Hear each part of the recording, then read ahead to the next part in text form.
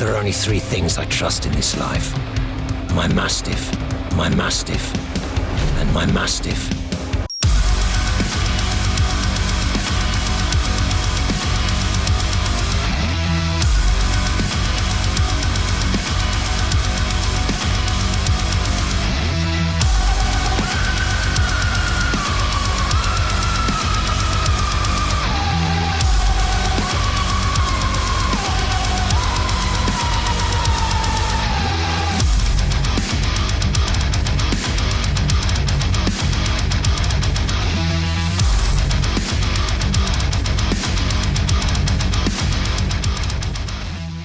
Doom Eternal better be scared. So this is Necromunda Hired Gun. So for those of you that don't know, this game was actually teased a long time ago by Focus Home Interactive. On this tease, the only information we got was descend, assassinate, and collect. This all makes perfect sense after now seeing the trailer. The game is being developed by Stream On Studio. These are the same people that developed Space Hulk Deathwing, so they are familiar with the Warhammer 40k IP. So what is Necromunda Hired Gun? It's a fast-paced, first-person shooter set in the Necromunda Underhives. Basically, this is where the poor people live. You play as a bounty hunter that picks their contracts, hunts their targets, and collects their bounty. You can then spend that money on weapons and augmentations for your character, and also includes skill trees. This allows you to build the bounty hunter you want to play.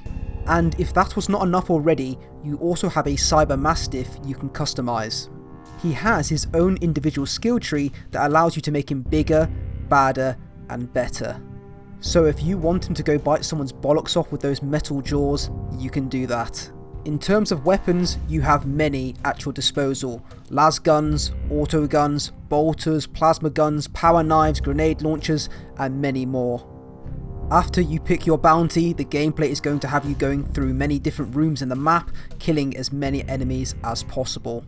And no one can deny that they've taken some inspiration from Doom.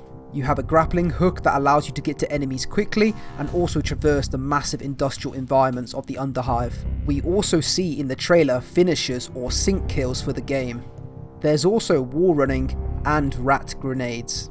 In terms of enemies and NPCs, we've actually been shown quite a bit so far.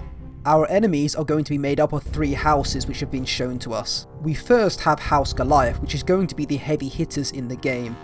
These guys are going to be fielding a lot of Daka and are going to force you to use cover.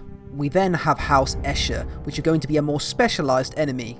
Their weapons will focus around plasma guns, but they also are very good in close combat. Unfortunately, there's no bollocks here that your dog can rip off because they're an all-female house. We then have House Orlock, which are most likely going to be the main brunt of the enemies you face in the game. They are going to be hard enemies to kill and also have dogs which they will send on you. These houses are going to have many different types of enemies with many different types of weapons to face. This can be shields and heavy stubbers. Necromunda has so many weapons to choose from, but they will also have their specials. So far there are 3 special enemies we've seen. The first is a Slave Ogren that is seen in the left corner here throwing some sort of explosive at our character, and a second clip is showing our character running away from one. Slave Ogrens are going to be extremely hard to kill, and gangs hire them as extra muscle. Our next special enemy is actually a Servitor Ogren. This one was a hard one to spot, but it is there. In terms of weapons, it seems to be using a Storm Welder. The last specials are probably the coolest ones in the game, the Excavator and Bots. They are mainly used for mining in the Underhives, but gangs do get a hold of them and turn them into lethal weapons against other gangs. All my training against Rat Ogres and Vermintide has brought me to this moment. They look like they are going to be a very hard enemy to kill, almost on par with the Cyber Demons in Doom Eternal. In terms of the story, we don't really have too much information. We obviously know we're a bounty hunter and are doing deeds for different gangs. This seems to entail hunting bounties under the 3 houses. We also get a small look at our antagonist for the story, but we don't really know much about her. Anyway, can we just take a second to appreciate how much love the devs have put into this game? The grim dark is definitely there. The environments look amazing, and the lighting and shadows make this game look so good. In terms of areas we could be fighting in, we've got mines, industrial areas, and also hab zones. And the beautiful high poly enemies look stunning.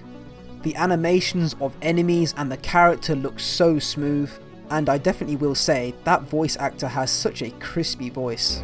The ashes are running wild.